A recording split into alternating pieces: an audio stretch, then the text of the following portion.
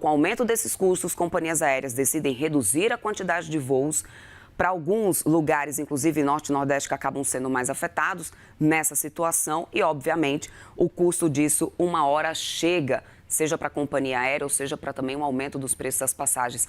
A gente vai repercutir todas essas informações, a volatilidade dos preços de energia, especialmente do petróleo e dos combustíveis. Para isso, eu quero chamar aqui o Eberaldo de Almeida Neto, ex-presidente do Instituto Brasileiro de Petróleo e Gás, que já está comigo aqui. Eberaldo, meu querido, muito bom dia, bem-vindo aqui à nossa programação. Bom dia, Débora. Bom dia a todos. Eberaldo, eu já quero começar puxando essa notícia, a apuração do Daniel Ritt, que acaba de ser liberada aqui para a gente, de chegar aqui para a gente. Aumento do querosene de aviação. Primeiro de tudo, é importante lembrar, para quem está nos assistindo, temos realmente a cada mês, é um contrato estabelecido já com a Petrobras, um aumento ou para cima, ou na verdade um reajuste, seja para cima ou para baixo, do querosene de aviação. Se confirmado essa expectativa, diante desse aviso que já foi dado para as companhias de um aumento de 20%, seriam 74% de aumento em 2 meses. Em algum momento da história, você lembra de uma situação como essa? Porque aí a mão vem muito pesada nesse reajuste, O impacto já está aí. 2 mil voos, pelo menos, a menos no mês que vem, no mês de maio. Eu ia começar essa conversa com você, Beraldo, puxando a situação de companhias aéreas lá fora. Mas, pelo visto, aqui no Brasil, a realidade vai se repetir. A gente tem que ver que o impacto no custo das companhias aéreas é muito grande. Então, de 35% do custo delas é o combustível. E o querosene de aviação, tradicionalmente, a Petrobras, ela mantém a paridade com o mercado internacional. Então, em momentos críticos como o que a gente está vivendo hoje, uma questão geopolítica muito séria, numa área muito importante para o suprimento de energia fóssil do planeta, essa repercussão é enorme, E a gente lembrar também que o querosene de aviação ele é um produto médio na cadeia de destilação, nas refinarias, e que ele compete um pouquinho com o diesel, e que tradicionalmente o Brasil foca mais no suprimento de diesel. Então a gente também importa aí 15%, 20% do querosene de aviação, o que complica um pouquinho mais essa situação. Agora, pensando que a gente ainda não tem uma estabilidade nesse cenário internacional, nessa guerra no Oriente Médio, Eberaldo? Se a gente se prolonga um pouco mais, qual que seria o ponto de ruptura para a aviação brasileira se esse choque se prolongar?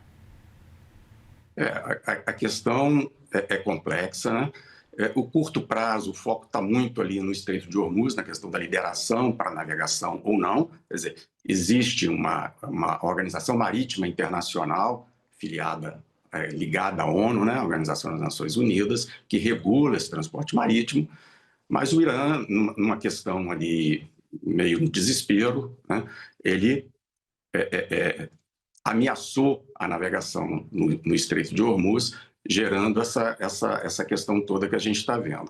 A resposta americana foi também impedir navios do Irã ou que estivessem movimentando produtos para o Irã de navegar por ali também, recrudesceu. Isso, por um lado, pode gerar uma tendência para voltar para a mesa de negociação, e resolver esse problema da navegação ou entrar num armistício, mas a gente tem que ver que a guerra vai um pouquinho além disso, só do Estreito de Hormuz. Houve ataques generalizados a estruturas de produção de petróleo, de transferência, de compressão de gás, de liquefação de gás, aeroportos, ou seja, tornando aquela região como um todo, que antes era vista como uma área de atração turística, como os Emirados Árabes, Dubai, ou mesmo o Catar, promovendo soft power, a questão da Copa do Mundo, futebol, os países bem integrados, tentando tornar aquela área uma área que atraísse também para o turismo. E agora, com a questão da insegurança, você afugenta turismo e afugenta também investimentos. Então, essa questão no médio e longo prazo, eu vejo com mais cautela de quais serão os impactos. Eu acredito que petróleo não volta para aquele patamar de antes da guerra.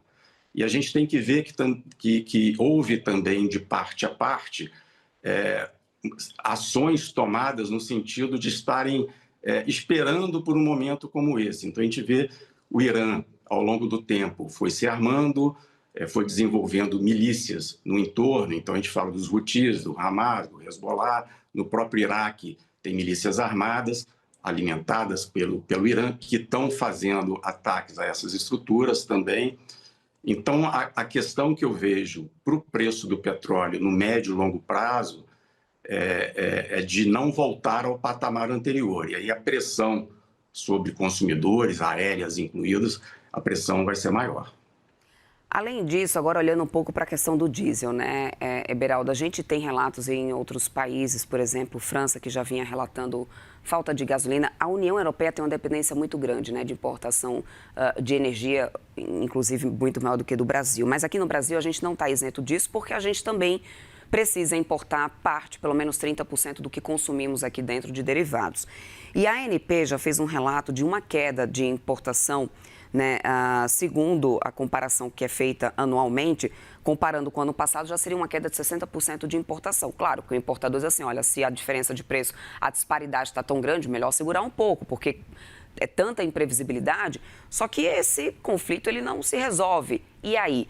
Qual que são os riscos mais iminentes que o Brasil enfrenta nesse momento? É realmente de logística, é de preço, é de oferta, Eberaldo? Porque sozinha a Petrobras ainda não dá conta dessa demanda interna de diesel, né? Como que você avalia isso?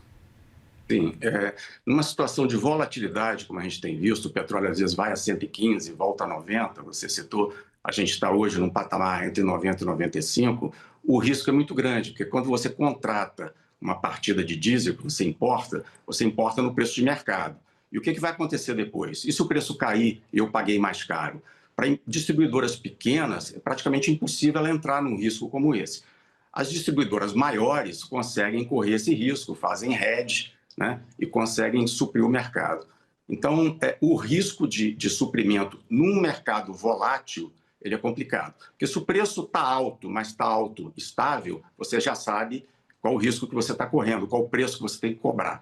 Agora, quando as variações são muito abruptas, né, sentou-se à mesa de negociação, o preço cai. Aí agora um drone não sei onde, o preço sobe. Então a gente está num momento onde a volatilidade é muito grande e o risco para os agentes de mercado é enorme, né? Agora, pensando nessas variações, há pouco também, antes de te chamar aqui, Eberaldo, a gente falava sobre uma redução no preço de 7% do etanol anidro aqui em São Paulo, dada essa situação, né, de uma melhor safra, uma melhor, obviamente, o impacto maior acaba vindo também no preço, ou seja, se a gente tem uma safra melhor, a gente consegue também melhorar um pouco o preço. Mas uma redução de 7%, devido a uma melhora de safra, isso consegue se expandir? Isso tem um potencial de se expandir e de acabar realmente chegando no efeito positivo também na gasolina, diante da mistura que é feita aqui? Como que está a expectativa do setor, né? Quanto, pelo menos, para a questão do etanol, diante de uma expectativa de uma melhor safra para esse ano e num momento tão crucial como esse? A safra tem vindo nos últimos anos, uma safra muito boa, acima de 35 bilhões de litros de etanol. A gente também tem que confrontar com isso um certo protecionismo americano, né, para favorecer os produtores internos, principalmente produzir etanol a partir do milho, o que cria uma barreira para a exportação brasileira para lá. Então, essa oferta aqui, ela tende, de fato, a crescer.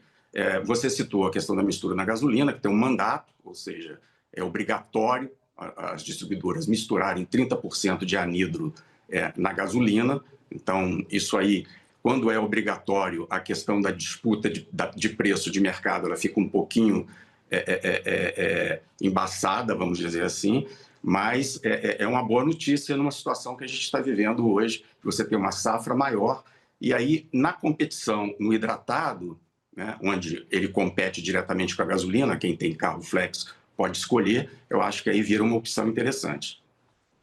E se a gente continua daqui para frente, né, com esse conflito ainda, olhando agora, trazendo esse cenário um pouco mais para frente, Eberaldo, porque a gente tem, então, expectativa de novo aumento no querosene de aviação, redução, então, de voos sendo ofertados por causa desse aumento de custo para as companhias aéreas.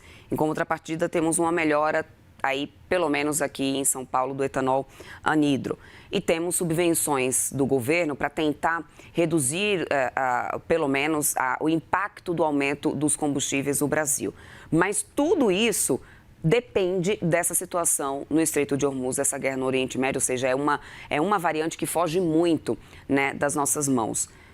Olhando daqui a uns 2 meses, há algum cenário positivo na tua visão de uma certa estabilidade? Ou o que a gente deve ver daqui para frente ainda é muita incerteza e uma potencial crescente dos danos por causa disso? A gente tem uma incerteza grande, porque apesar da guerra ser assimétrica, mas a questão dos drones, elas mudaram esse contexto como um todo. Então, um drone pode fazer um grande estrago numa instalação de petróleo, seja uma refinaria, seja um terminal, seja uma área de estocagem ou área de produção. Isso aí, de fato, o Irã se preparou ao longo de muito tempo, né, com os proxies que tem, a gente falando de Houthis, Hamas, Hezbollah e outras milícias no Iraque, principalmente, para fazer isso. Isso tem acontecido. Então, o impacto na infraestrutura ele tem sido considerável e esse impacto ele tende a persistir por mais tempo. A questão de suprimento do petróleo em si, há estoques nos países da IEA, né, da Agência de Energia Internacional, são 32 países membros, eles têm um estoque aí em torno de 1,8 bilhão de barris. A China, que é um grande player, um grande consumidor, segundo o maior consumidor de petróleo do mundo, ela tem feito estoque ao longo do tempo, estima-se que ela tem um estoque acima de 2 bilhões de barris, então isso dura o quê? Alguns meses, 3 meses, você fechando totalmente o Estreito de Hormuz, você conseguiria suprir essa perda, em torno de 13,5, 14 milhões de barris por dia, que deixaria de escoar por ali, usando as alternativas, né, que a gente tem de leste-oeste, no caso do oleoduto também dos Emirados Árabes, para sair do estreito. Mas, mesmo assim, uma questão que a gente está falando aí de 3 meses, 2 meses, usando todo o estoque. Isso nunca foi feito, né? Normalmente se dispõe de parte do estoque. Então, é um jogo que os próximos passos a gente vai ter que ver. Eu acredito, pela destruição grande que teve no Irã, não interessa ao Irã continuar uma guerra frontal, né, porque a destruição poderia aumentar ainda mais. A gente está falando de dezenas de milhares de alvos de infraestrutura no país que foram atingidos. A gente está falando em siderurgia, em várias áreas que são áreas vitais para o país. Então, você não tem como sustentar isso muito tempo. Mas como é que se controla esses proxies que foram alimentados há muito tempo? Quanto tempo ainda a gente vai verificar drones atingindo instalações de petróleo? E essa insegurança, na reconstrução, você precisa atrair gente, né? Comprar, tem capital, investimento pesado, de alguns bilhões de dólares, mas tem que atrair gente capacitada.